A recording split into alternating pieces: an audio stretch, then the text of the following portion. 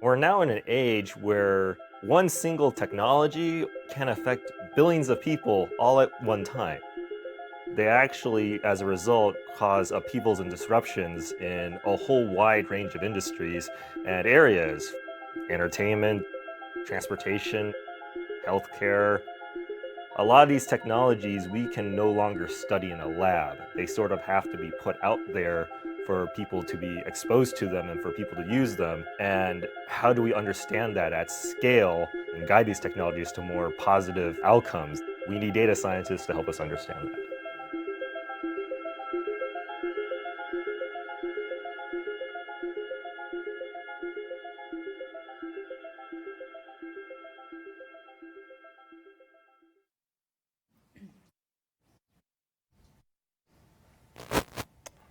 Welcome to the University of Michigan School of Information admissions webinar for the Master of Applied Data Science program. My name is Amy Humkus-Hayes, and I am the Assistant Director of Academic Program Development at the School of Information. I am excited to welcome two of my admissions colleagues, and I'll go ahead and let them introduce themselves. Hi everyone, my name is Caitlin Rye and I am a recruiting and admissions coordinator through the School of Information, and I'll really be here to help you navigate the admissions process as you go through the MADS program. Great, and I'm Rachel Weiner. I'm the Associate Director for Recruitment and Admissions here at the School of Information, and really excited to be able to talk about this program that we have launched last year and we'll be going into our second cohort. So excited for all of your questions and looking forward to digging in. Excellent. So for those of you that have joined us before, you likely know how this works. And for those of you that are joining us for your first MADS webinar, I would say welcome. So we'll spend about an hour together answering your questions. And if you have a really specific question, we also have an email address, umsi.mads@umich.edu, that you're always welcome to email us if you have a question that you think is best left to an email response at an individual level. Otherwise, I welcome you to add your questions to our YouTube Live event, and we will go ahead and answer them in the hour that we're going to spend together today. I do have my phone on me, and the reason why is because this is how I get the questions. So if you see me looking down at my phone throughout the webinar, I promise you I'm not doing something else. I'm actually looking at and giving questions to Caitlin and Rachel so they can make sure that we respond to any and all things that you're wondering about as you work on and submit your MADS application. So as Rachel indicated, the Master of Applied Data Science program is a 34-credit graduate degree program in data science. The University of Michigan School of Information is known for being an interdisciplinary unit on the University of Michigan campus who does deep and broad work in data science. It made a natural choice for us to launch an online degree of this nature that borrowed inspiration from some of our very successful MOOCs to offer largely 1-credit, 1-month courses to those folks that are interested in either pursuing or in changing careers to data science. So as a MADS student, you have a wonderful opportunity to learn end-to-end data science that starts from conceptualizing data science problems to gathering data sets, both small and large, analyzing that data in sophisticated ways, including supervised and unsupervised machine learning, natural language processing, data mining and deep learning, and then finally presenting meaningful data science results. We have an esteemed group of UMSI faculty, the same faculty that teach UMSI residential courses, who are providing expert content and analysis to our MADS cohort. We're so excited that in our first year, we successfully launched a degree program that has almost 200 active students already participating in it. And we're very eager to see all of you join us as we get our next cohort going in the fall of 2020. So with that being said, I'd like to take the opportunity now to start to answer admission-specific questions. So as I indicated before, please do submit your questions to us using the YouTube chat feature. Otherwise, I'm going to let Rachel talk for a few minutes about how we defined holistic application review. Thanks, Amy. So yes, as Amy mentioned, we are excited to be able to launch our second cohort this fall 2020. And so we have a couple of deadlines. So we're meeting you today in March, and one of our deadlines is coming right up on March 15. And so that is our priority deadline. And what that means is it's priority consideration for both admission and scholarship. So we're really encouraging folks who have an interest both in being admitted but also for scholarship consideration to be applying by that March 15 date. And so the thing that I wanted to speak to you about holistic reviews in general. So at the University of Michigan, but specifically at the School of Information, we do what is called a holistic review for our application process. And what that means for us is that we are looking at everything. So holistically, we're looking at the whole application. But even more so looking at those pieces within context. And so Caitlin's going to talk a little bit about what those pieces are, but specifically wanting to highlight that you as an individual get to really come forth with who you are. This MADS program to date, we've seen people from all across different areas of interest, different levels of experience within and outside of the field, different academic backgrounds, professional backgrounds, other sorts of engagements and ways that you have connected to what is ultimately your goal of applied data science. So really that there is no one size fits all in this admissions process, and that we've really set up these materials to allow you to highlight who you are as an individual and what that would bring to our cohort. So we're excited to continue to dig into what the applications that we've received and really see the uniqueness that each person has been able to bring. Great, Rachel. Thank you so much for the thorough explanation.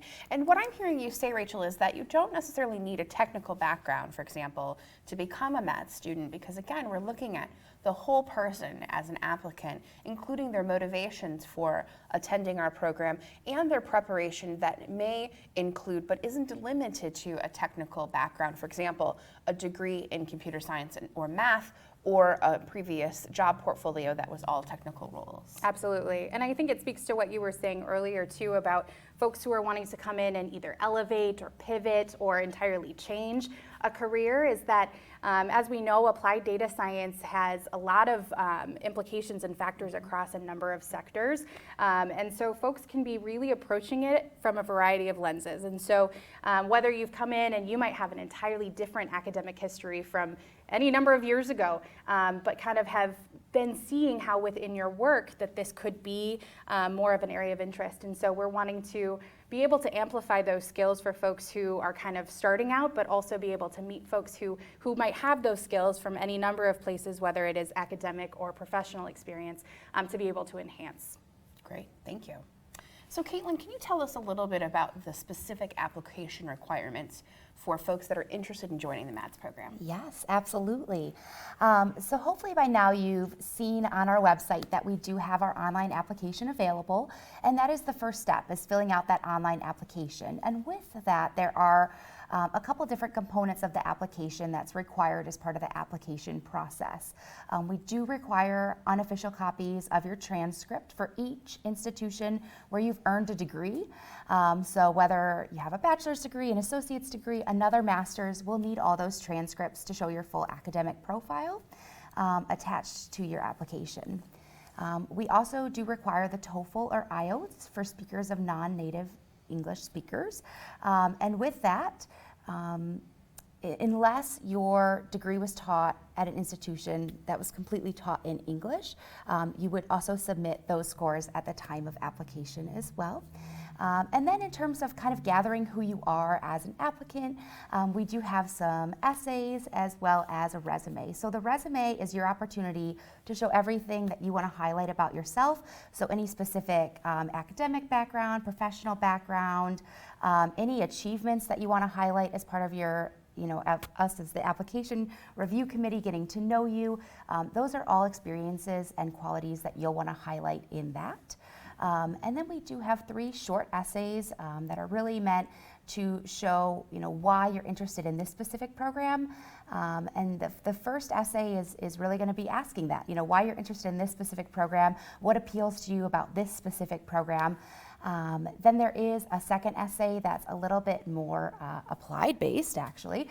So it's going to be talking about a data-oriented problem that you've solved in your current role or in some type of activity that you've done outside of your professional role. Or one that you're interested in solving. So that essay is really going to be talking about some of these data problems that we see every day and kind of what you're doing to solve those problems. And then the third essay is going to be what you traditionally more think of a personal statement. So what makes you unique? What are some of your experiences and qualifications that you would want us to know about. So that is really the essay that you can use to kind of tell your story. And once again, what kind of led you here to pursue this specific degree.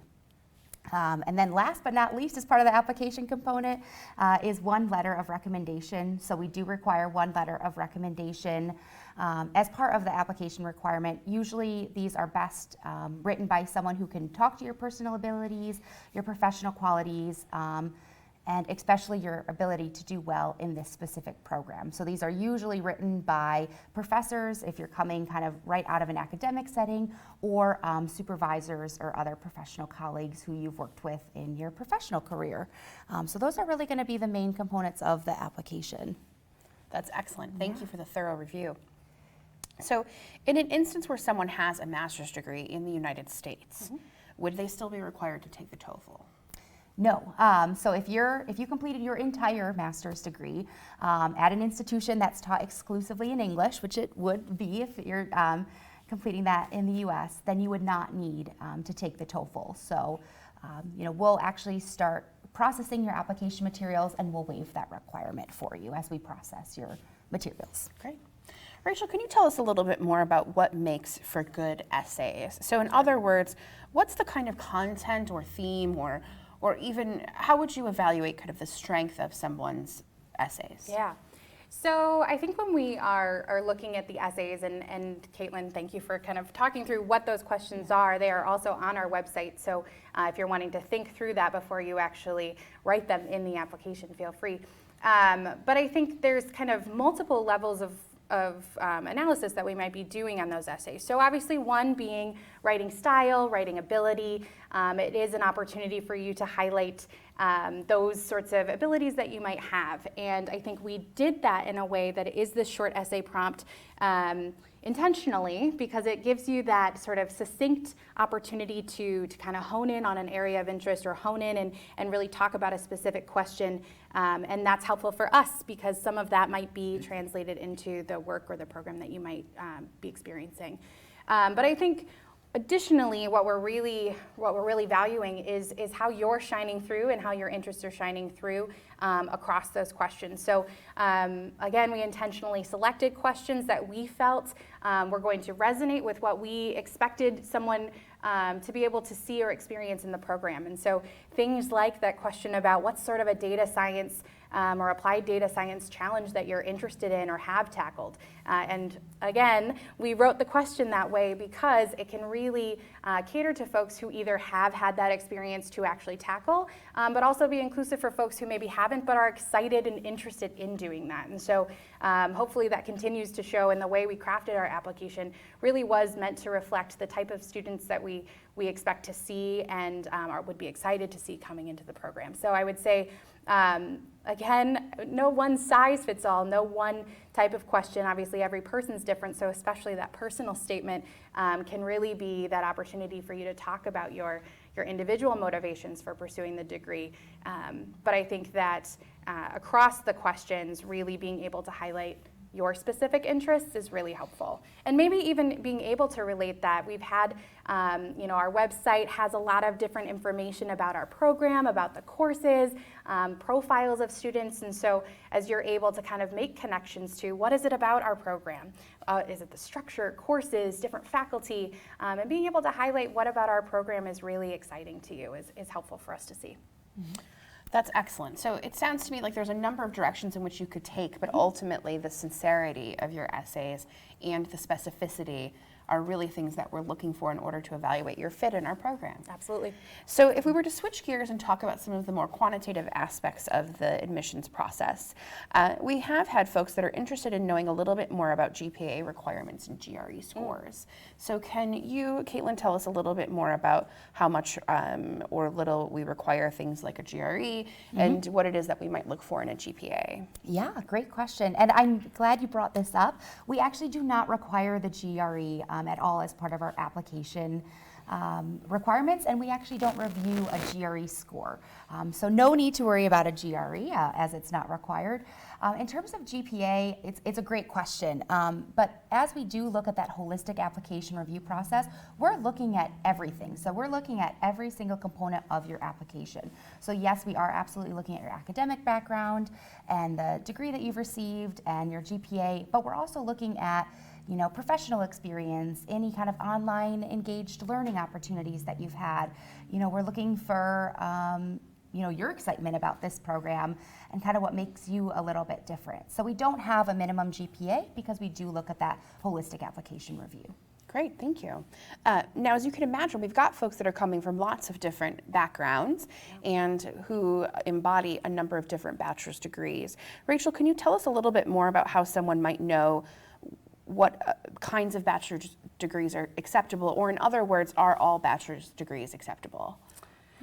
Yeah, so depending on if this is coming from maybe a student who's domestic versus an international student, that could be slightly different. So I'll speak to a little bit of both, kind of inferring in the question there. So if it's related to a domestic and a particular type of bachelor's degree, as we've said, there really is no one kind of major or type of bachelor's degree that we would be looking for exclusively in that sense. If the question kind of stems from a little bit of the international bachelor's equivalent, we do get this question often, and it's one where we accept, or the University of Michigan requires that it be a bachelor's equivalent, a U.S. bachelor's equivalent.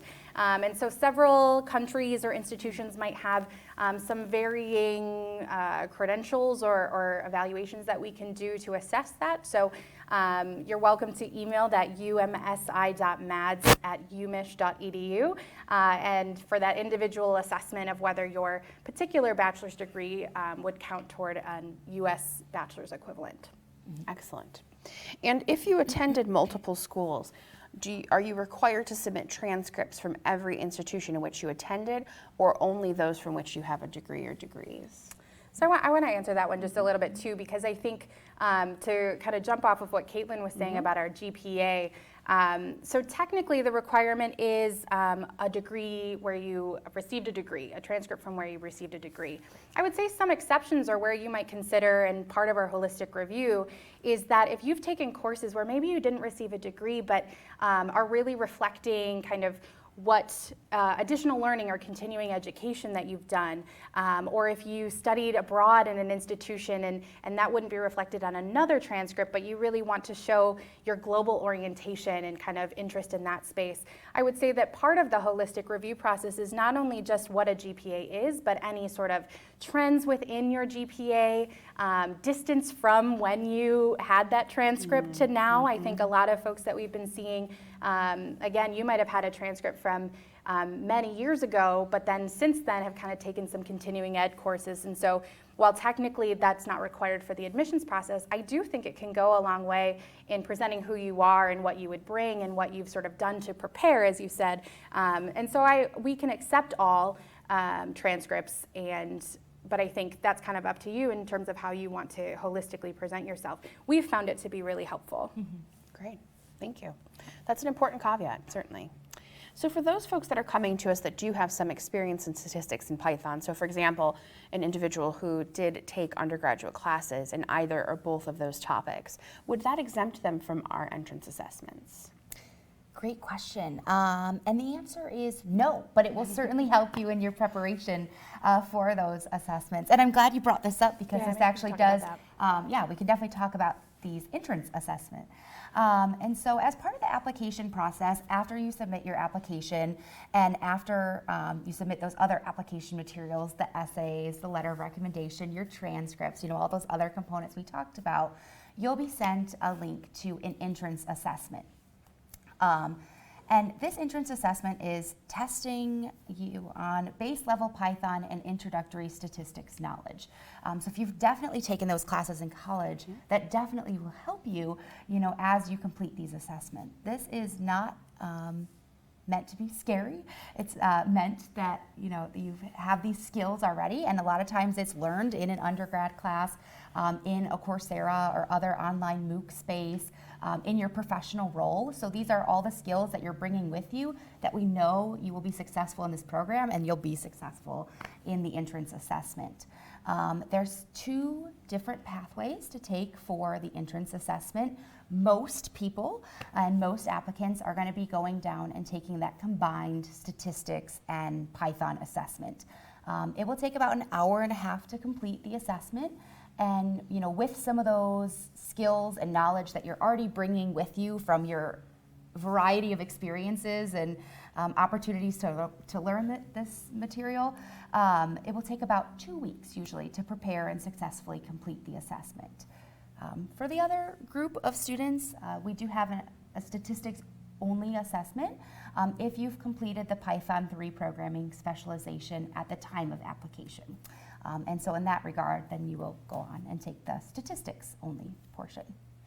So relevant to that great synopsis of how the assessment process works, in an instance where someone is still actively engaging in the Python 3 specialization and anticipates that they won't finish it by March 15th, what would you recommend that they do? So should they submit without it, for example? Should they wait? What would be your recommendations from an admission standpoint? I think if you want to be considered for that March 15 priority deadline, I would encourage you to submit even if you're not quite done. If you're within a week or 2, please do email us, but I do think that ultimately there's nothing, if you are even 1 or 2 courses into the Python 3 specialization, you will be fully, immersed in what we will be sending you, which are the practice materials anyway. So I feel like you should feel confident and comfortable being able to take that combined assessment, regardless of having completed and only having to take the stats only. So I would probably encourage you to be in by the March 15 deadline to be in that first round scholarship consideration pool, and then go from there. Great, thank you. So speaking of assessments and how students avail or applicants avail themselves to the assessment or the either the multi-part or singular stats, when are they given? So in other words, when do you have access to the assessment after an application has been submitted? Great question. So you'll be sent a link through Coursera within 7 to 10 days of submitting your application. Other than if you submit it right on March 15th, we'll get it to you in the next couple of days after that. But you'll have full access to the assessment. It's really an assessment module on Coursera. And so the first module of that assessment is really going over any kind of preparation that you need. It has full practice assessments, which Rachel just mentioned. It has kind of anything that you should just review in the next week or so, just to kind of refresh everything that you already know. And then you can go ahead and schedule that assessment. And so that's why we anticipate, and we know actually, that it will take about 2 weeks on average to successfully kind of get that whole assessment, work through those practice assessments, just kind of refresh some knowledge and skills that they already have, and then go ahead and be successful in taking the entrance assessment. Great. Yeah. And if I'm hearing you correctly, Caitlin, when you say schedule, what you mean by that is schedule a proctored appointment. Yes. So in other words, because this assessment is proctored, there is a scheduling requirement that enables you to pick a date and time where a proctor essentially joins you and helps to kind of walk you through the proctoring, and then you take it with that proctor watching you. And then those results then are submitted to us, and that step of the application process is considered complete. Yes. Great. Yep. What I also really appreciated about what you said is the practice. And so we do have 2 ways in which applicants can engage the assessments. And so that would include both sample questions on our website, where they can get a sense of what the material looks like. And then, of course, full practice assessments in the Coursera shells themselves. Is that a fair way of characterizing the opportunity to kind of get some foreshadowing of what that assessment looks like? Oh, absolutely, absolutely. And so the assessment is modeled after some of those practice assessment questions that are on our website right now, as well as what you'll see in the practice assessment once you do get that full Coursera module. Great, thank you. Yep. So Rachel, can you talk to us about scholarships? So Sure. we have lots of folks that are asking scholarship questions. How many? How large, how it works, small, yeah. how are you considered? So can you just give us a good overview to what that process looks like? Absolutely. So the March 15 deadline, as we've said, gives you that first round scholarship consideration. And so I really do encourage anyone who is interested to try to get in by that deadline. And what that allows you to be a part of is that first round of when we are reviewing your application, again, for both admission and scholarship. And so in doing so, there is no additional application, additional requirement for you to indicate that you're interested in scholarship. We are reviewing your application holistically for both of those things. And so, again, no additional information is needed or application is needed to apply for a scholarship. And those awards can range from partial to around partial tuition. We are looking to make those awards probably shortly after April, May-ish time, and so that you can have that information as you're making your decision to attend. We understand that the cost of attendance is a pretty big factor for many folks. This is a commitment, it's an investment of your time and your finances, and so we want you to feel comfortable with the full package that you may be offered as you're making that decision to join us in the fall. And so the scholarship timeline will be well communicated once you've submitted. We'll continue to send you updates about where we are with that process, just so that you're aware and acknowledge that as you might have other information or are making other decisions, so that you can stay in touch with us about that process. Great, thank you. So what I think is exciting about MADS is we do have scholarships. Yeah, and in fact, thank that's you. I was going to fairly say too, unique yeah. amongst online degree programs, according to my understanding. We do. We have scholarships, and I also want to highlight that they are for anyone who may be wanting to complete the degree part-time or full-time, and anyone is eligible. So that is independent of your citizenship status, so international students, domestic applicants, anyone who applies by that deadline is eligible and will be reviewed for scholarship consideration. And I agree, I think that is unique among online programs, and we're excited to be able to have the opportunity to really help support in some way those students and acknowledge both the merits and the need that you might have in order to attend our program. Great. So just to reiterate, Rachel, there's no other form or act of submission that an applicant must go through in order to be considered for scholarships. That is correct. Excellent. Nothing additional needed. Excellent. So Caitlin, we've talked at length about prerequisite requirements, and certainly we espouse the value of having foundational Python skill and introductory statistics in order to be successful. But otherwise, are there any additional math requirements, for example, that applicants must fulfill or is seen on a transcript in order to become a MADS student? No. And so we do that holistic application review process, so we're looking at everything, but our program's curriculum is based in statistics, and really to be successful in the program and really complete, the first class in the program, which is data manipulation, you do have to have that introductory statistics and kind of that base level Python knowledge. And so we have found that these are the kind of base level technical skills that you'll need to be successful to really, not only in the first class of the program, but as you continue on in the program.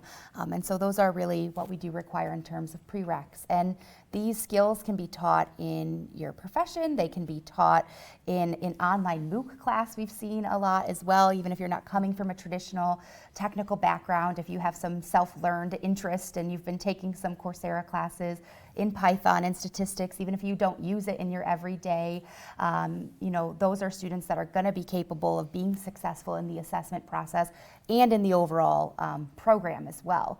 So those are really going to be kind of those basic prereqs. Yeah, that's great. And of course, the program itself does offer a math methods course where our students are availed to a month-long math journey that includes some linear algebra concepts, some calculus, some Bayesian statistics. So it really gives folks a wonderful opportunity to either refresh or to learn some of the most fundamental math skills that we then require for our data science courses. Yeah. So speaking of curriculum, I'm going to go ahead and answer a couple of curriculum-based questions. So for example, we have folks that are really interested in things like machine learning.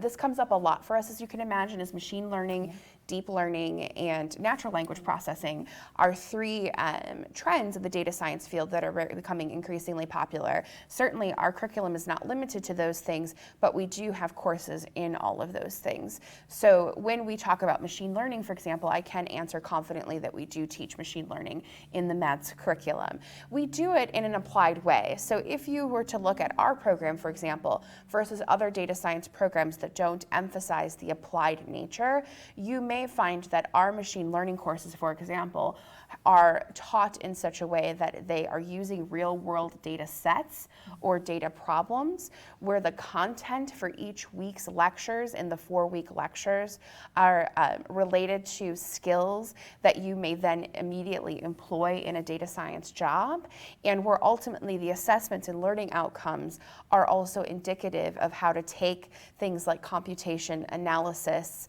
presentation, and put them right into practice. So where other programs, for example, might teach more data science theory, our program uses theory, but again, employs it in a practical or kind of a hands-on applied way. For instance. So how do we do that? We do that, as I said, in 1 credit, 1 month-long courses, almost exclusively with a few exceptions. So for those of you that are working full-time, for example, we would say, please join us, because we in fact have many full-time working students who are actively participating in the program, and Caitlin and Rachel know this better than me. Can you talk a little bit about what you see in the current MADS cohort in so much as the diversity of the students? Yeah, absolutely. Go ahead. Oh, okay. So we have a lot of different types of math students, and there is not one student going through this journey. I mean, there are so many different profiles and great math students, and everyone's coming from a different background, and that's what we value, is we value that everyone's bringing a different level of experience, a different academic background, a different just life background into the cohort. And so we have students who have been in the data science field for 20 years, and they're kind of looking to make that next step in their career, and able to stay in the industry. We've seen students in that way. We've also seen students who are coming from kind of a very humanities-based career right now, and they've done some of those self-learning opportunities. They've taken MOOC courses. They have an interest in kind of working with data sets in the industry that they're working at. And they're kind of interested in kind of pursuing this degree to either jump into a different career or stay in their current career and kind of work with some of these data science trends that are happening in every industry. And then we have students who are coming right out of their undergrad, and once again we have students who've been out in their career for many years. So it is a wide variety, diverse cohort. We have students on 6 different continents completing this program, which is something that's really great, is that you will have lots of opportunities to connect with students from around the world as you complete this program. So that's a fantastic, I think, synopsis of kind of the broadly defined diversity that we have encompassed in the MADS program. So Rachel, for example, how suitable would this program be for someone like a working parent, for instance? Absolutely. And so this first cohort that we brought in the fall of 2019 was exclusively part-time. And so we do know that a large majority of those folks were pursuing other ventures, whether it was academic or professional, while pursuing this degree. The folks in this fall 2020 cohort will have the opportunity to either be part-time or full-time, and because of that, I think that I know because our marketing and communications team recently did profile a working mom who is pursuing this degree, and so being able to check out some of those profiles on our website and see what really put faces to the folks who are participating. So I think it's perfectly reasonable, and I think that because it's happening, for someone to be any type of working or non-working professional who has this interest to pursue the degree. That's excellent. So we anticipate that, to Rachel's good point, when you think about the flexible approach that we've taken with the MADS degree, where you can take as few as 1 credit a month, which would be 1 MADS course, as many as 3 credits a month, which would be 3 MADS courses, that each of those courses takes about 9 to 12 hours of effort per week. And that's inclusive of your opportunity as a student to watch all of the lecture content, which are in videos delivered through the Coursera platform, to do any readings, for example, that might be required, to engage in assignments, for example, many of which are programming, but not exclusively. We also have writing assignments, for example, or project-based assignments, and to participate in office hours. So in sum, we would anticipate that you would be spending about 9 to 12 hours a week doing all of those things for every credit that you're participating in each month. So generally speaking, the good news then is that you can take as few as 1 credit a month, as many as 3, which means that you can actually successfully complete the MATS program in as little as a year and in as much time as 3 years, if not more. We have observed that our current cohort, to Rachel's good point, really encompasses the variety of approaches. So we have some folks that just take 1 credit a month. They like that. They report it's very manageable given their other responsibilities. We also have a smaller but still strong number of folks that take 2 credits a month. They indicate it's still manageable, probably on the high threshold side of manageable, but they're making that happen.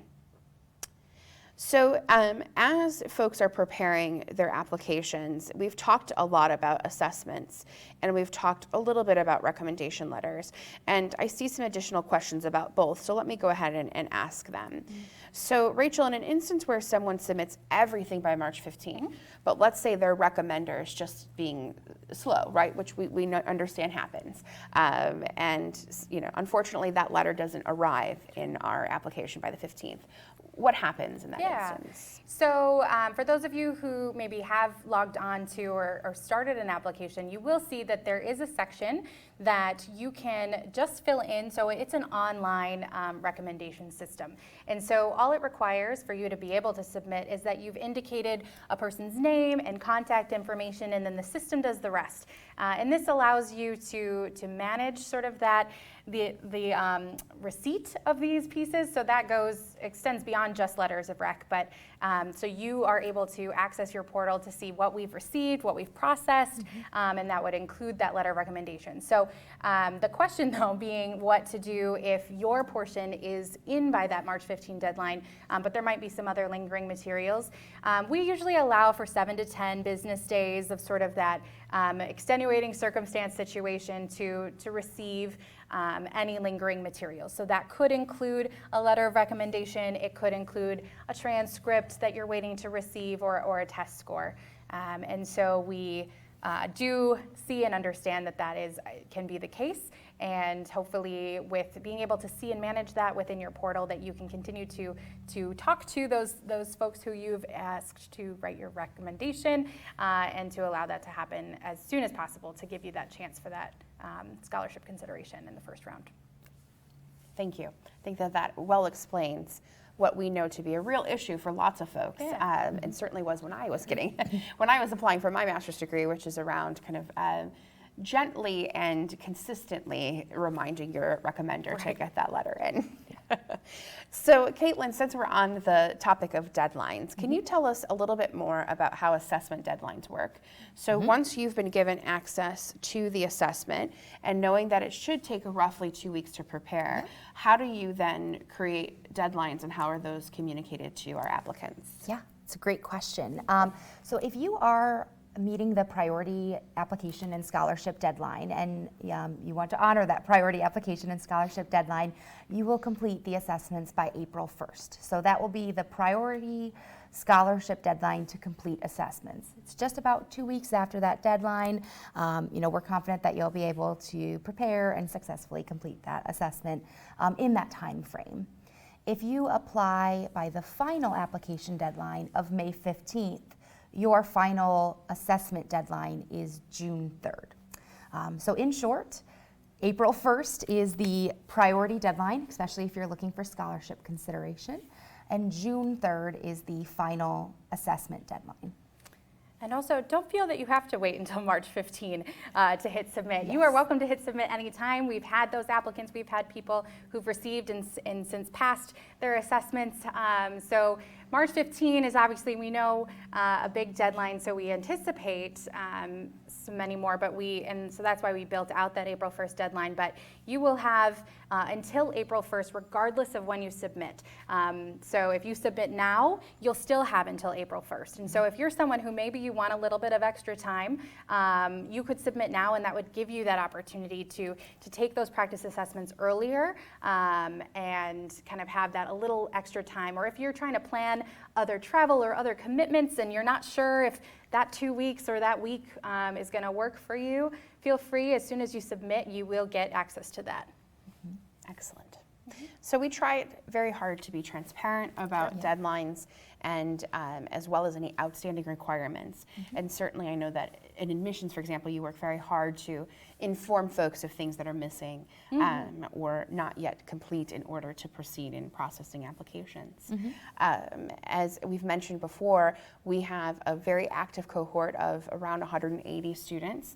Right now, we anticipate adding many more in our fall 2020 cohort and continuing to build what we believe to be a really strong MADS community, navigating a really strong MADS curriculum.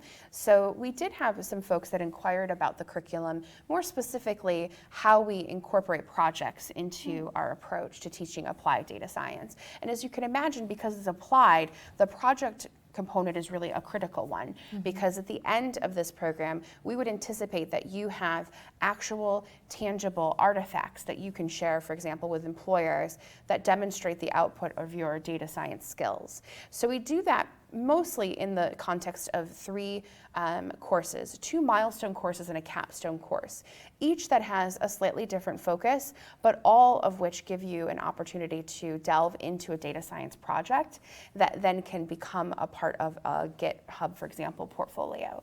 So we're really excited to actually launch the first manifestation of our first milestone course for the first time in April. So I can't tell you very specific details yet about what that's going to look like because we haven't run it yet, but I can tell you that we're very excited and that we have lots of MADS students that are already thinking about where they want to apply their data science interests. So for example, we have some folks that are really interested in and committed to health and data science, some that want to do sports analytics, others that want to do learning analytics. We have a cadre of students that are really committed to understanding finance and data science. Those are just a handful of examples of where we're seeing folks who are already planning projects where they'll put into use those applied data science skills. So the question, I have a good question then about how you enroll in courses, given that they do run month to month. And so, you know, the question is like, how far in advance do you need to commit? And is every course offered every month? So the good news is that we have a pretty flexible approach to course registration. So you can register for all of your courses in a semester at once. And in an instance where you're utilizing U.S. federal financial aid, for example, we would expect that you would do it that way because that you would have to do it that way. In an instance where you're not, then you can register all at once, or you can register month by month. So if you wanted to add courses throughout the semester, you can do that. Generally, folks register for all of their courses at once, but we have a handful of students that do the month-to-month model. We have a week add drop deadline for all of our courses. So let's say, for example, that in October you start a MADS course, you start 2 MADS courses. The first week, let's say 6 days in, your employer puts a big project on your desk and you realize that there's no way that you're going to be able to do 2 courses the rest of this month. You can drop one of those courses without any financial penalty, for example. So we have a week add drop deadline for every month session that you can drop or add courses. And then we have another 3-day window after that where you can get at least a 50% refund in an instance where you have to drop. Above and beyond that, we have a number of other individual cases where we've worked with students in extenuating circumstances to work out alternate arrangements. So we're really committed to kind of meeting you where you are as a MADS student. We recognize life happens. Sometimes we might have to make changes. But generally speaking, again, we're committed to creating a flexible approach where it's very true that for some of our students, one month they might take 2 credits, the next one, then they go back up to 2, then they drop down again, then they skip a month. We have seen permutations of that happening and yet all reporting that it's working really well. All right, can you tell us a little bit more about how you determine the number of students that get scholarships? I know this is really hard. It's not a hard and fast, like, oh, it's just this many. But can you tell us a little bit more about how you make those determinations? Sure. So that is true that there isn't really, we don't have any quotas. We're not looking to award scholarship based on the type of student that we receive. So we are really looking at everything that is presented and kind of looking at the whole pool. So I know I don't mean to say I don't know, but I think it's going to depend on what the entirety of the pool looks like at that time on that March 15 deadline. We want to give an opportunity to really say that we have done that holistic review and that we've given each of those applicants the equitable consideration for those. And so I think I mentioned it before, but we are going to be taking into consideration both merit and need. And so sometimes those go hand in hand. So someone who might be eligible for a merit-based award based on sort of indicators that we might see through, your professional or academic experience or leadership and engagement you might have, but also really wanting to be mindful in considering need-based aid. And so we see folks who are coming in across a variety of the spectrum of they might be paying for this degree entirely themselves. A lot of our degree-seeking students have some sort of supplemental support from their place of employment or are able to find other sorts of scholarships and aid from external sources. And so again, we recognize that it's the scholarship and funding picture is kind of a whole picture, and as Amy mentioned, there is that opportunity for domestic students to be completing their FAFSA as well. But then in terms of kind of how we're awarding the aid, it's really going to depend on the cohort itself. And thank you. That was a thorough response. And to Rachel's good point, there's no intentional vagueness here, right? It's just a number of factors that need to be considered. But what I appreciate about in our last round of scholarship offers that there were many made. So. There were many, yes, that is true. And we just want to be cognizant of the folks who are applying and all of the factors that could be within that process. And so to honor that, that's partly why we just don't quite know yet. Caitlin, can you confirm that practice assessments full practice assessments only become available after application submission? Yes, so the full practice assessment will be in Module 1 of the assessment link that you're sent after you apply. However, there are many opportunities to engage in some learning opportunities now. We have 2 resources on our website. We have a list of practice questions that aren't necessarily interactive in the sense where you can kind of select a multiple choice and things like that where you'll see on the full practice assessment, but you can kind of work through some of those practice questions now and see some of the content and material in both statistics and Python that we expect you to know to be successful. And then we also have a full resource guide as well, and maybe some free to low cost resources that you can access now. I know there's a list of YouTube videos and kind of Coursera classes and kind of other resources as well that you might just want to take a chance to review within the next couple of weeks or couple of months depending on your deadline, just to make sure that you're prepared. Yeah. I also wanted to note kind of what you're saying is that you can get the content, a sense of the content through those website materials. You get a lot of the sense of the process and just what it's like to take an exam through Coursera module if you haven't already through the practice assessment there. But the content you can still get both with the ones on our website as well as the ones in that Module 1. And you do get 2 attempts. So there are 2 attempts for these assessments. And so we found that folks who successfully do and take that first attempt or the first practice assessment can kind of use that as a practice attempt, and then they feel more prepared for that first attempt. But you will have up to two to pass as well. Excellent. So the access to low and free resources, I think, is a really important point. One of the things that we emphasize is that inclusive of those resources are the MOOCs that are the same, kind of the massive online open courses that are taught by a number of core UMSI faculty who in fact are the same faculty that teach in the MADS program.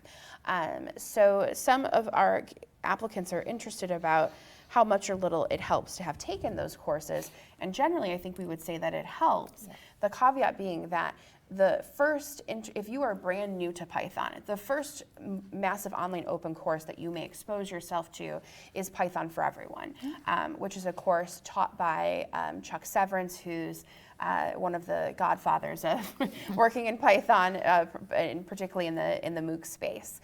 But we would say that's not the foundational Python that we're talking about. So it's a good entry into Python if you're brand new to it.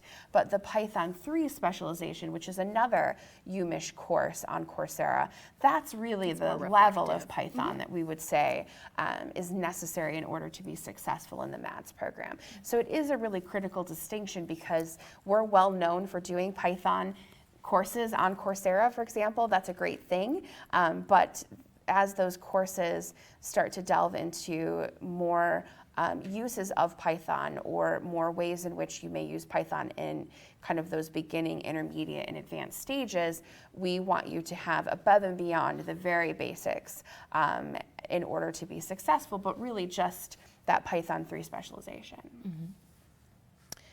So for this is a great question, and I'm so curious given just the sheer volume of work that admissions has to do in order to make all of this run. Is there a future state where MADS will admit a spring cohort? Ooh, yeah, that is a good question. I think any and all possibilities are being considered at this time. And I do know that we are excited to have seen so much of a really strong and positive reaction, both just initially before this fall cohort, but then to have the outcomes and metrics that we're seeing from the cohort now. So I think that a lot of these decisions are always going to be considered, and we're always looking to continue to improve and make this process more seamless for applicants, and just making sure that the program is functioning the way that and at the level that we intended and expect it to be, and continue to do that. So specifically, we have no plans definitively right now, but I think any and all possibilities for different entrances throughout an academic or calendar year could be possible in the future. Great. And we do have somebody that's curious to know if there are any other programming languages that are beneficial. I would say that of course, we do often get the question about R. We're not currently teaching our program in R. We understand the benefits of it. It's a Python exclusive program, or online. Can you just tell us a little bit about, are both options available? What does that look like if you're, kind of debating between the MSI, for example, and MADS? Sure. So I think that there's many factors, and so first and foremost, I would probably encourage you to reach out to us. There's many of us. We represent a subset of folks within our Office of Academic and Student Affairs who are here to support you in sort of all different factors, from application and admission on through advising and on to when you are ultimately an alumni of our program. So first and foremost, I might just encourage anyone who is considering multiple options, whether it's within our program or even others, to feel free to reach out. We do individual appointments with folks to really talk through what these options might be.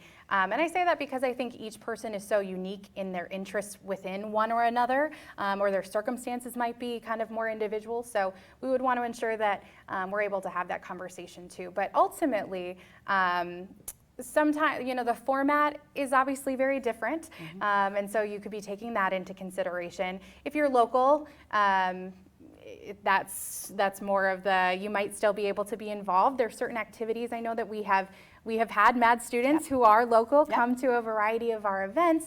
And those who aren't local have been streamed in through a variety of events. So we do want to facilitate opportunities for you to feel connected to what we're doing here in Ann Arbor and who we are here in Ann Arbor. But I think so much so because our Masters of Science and Information is not only exclusively applied data science. I think depending on kind of where you're wanting to focus and the opportunity you're looking for and the experience you're looking for, we might need to dive a little bit deeper individually.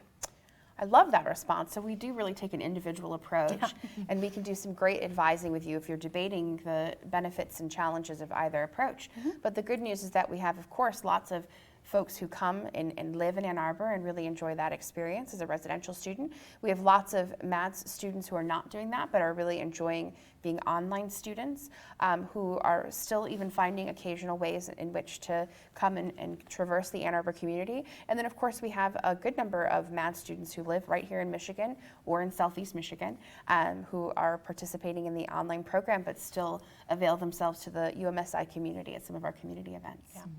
So Caitlin, for those folks that are still in progress with their bachelor's degrees or otherwise don't have a full transcript, for example, like a full completed transcript, can they still submit their in-progress transcript now, or what does that look like, I guess is the question I'm asking. Yeah, absolutely. So as long as your bachelor's degree would be completed by the time you would start the program, so I'm assuming that you're talking about a May graduation or an August graduation date, absolutely submit your transcripts as they are in progress now, with any classes that are already complete, and then we would just need that final official transcript showing kind of the degree conferral date and your final grades before you would start the program, but that can happen much later in the process. So yes, submit your transcript in progress now, as long as your degree will be complete by the time you would start the program. And official transcripts aren't needed at this point. Yes. Yeah. So it's very easy to just upload an unofficial transcript that you might receive for free. We're trying to make sure that you don't have to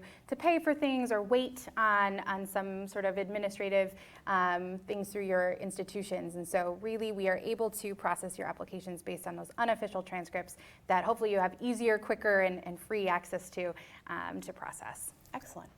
So we're reaching the end of our hour together, so if we don't get to your question, please email us at umsi.mads@umich.edu so we have an opportunity to answer your question.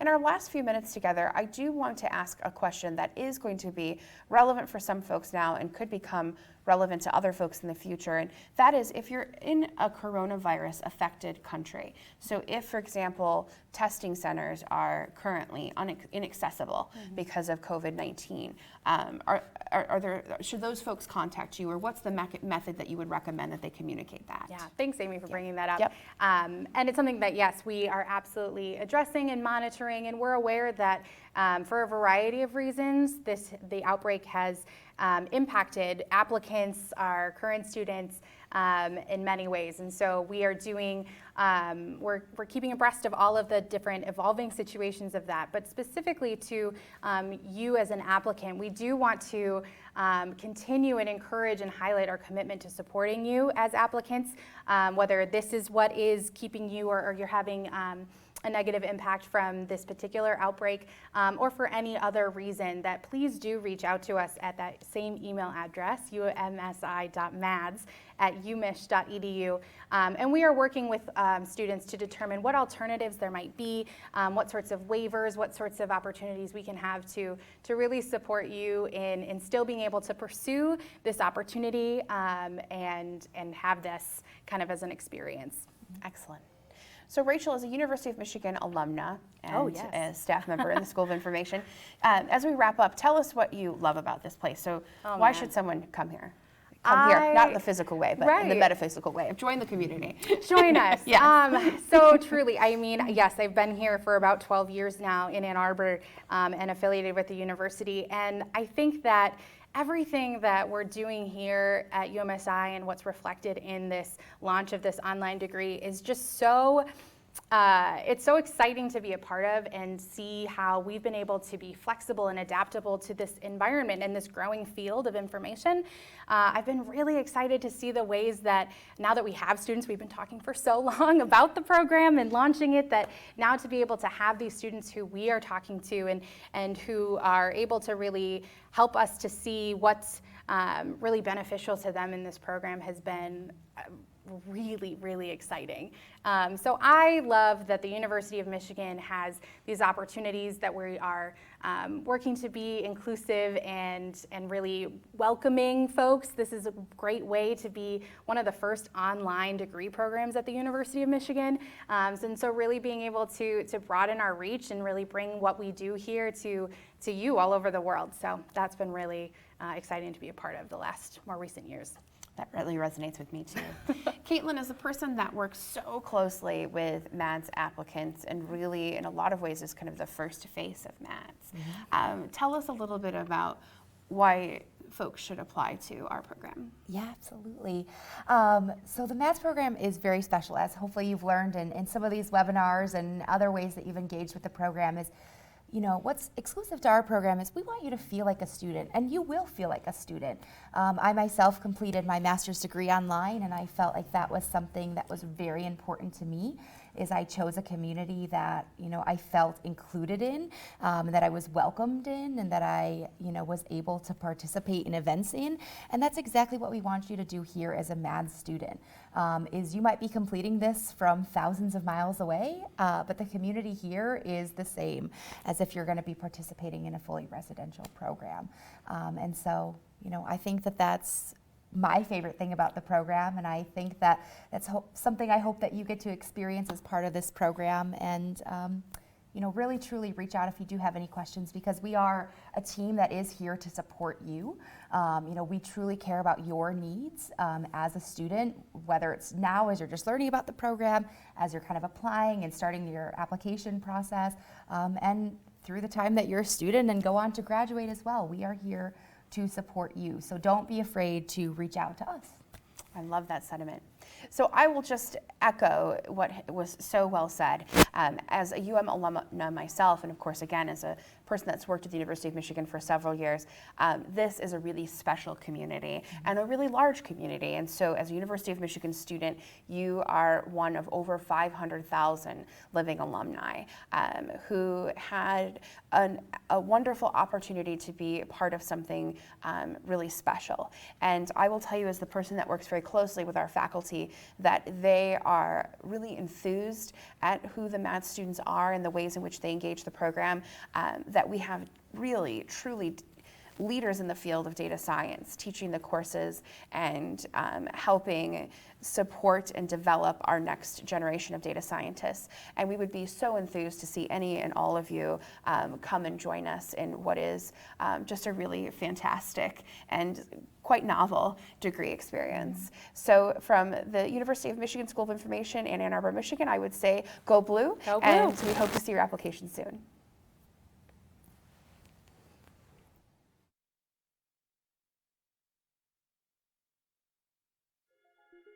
We're now in an age where one single technology can affect billions of people all at one time. They actually, as a result, cause upheavals and disruptions in a whole wide range of industries and areas: entertainment, transportation, healthcare. A lot of these technologies we can no longer study in a lab. They sort of have to be put out there for people to be exposed to them and for people to use them. And how do we understand that at scale and guide these technologies to more positive outcomes? We need data scientists to help us understand that.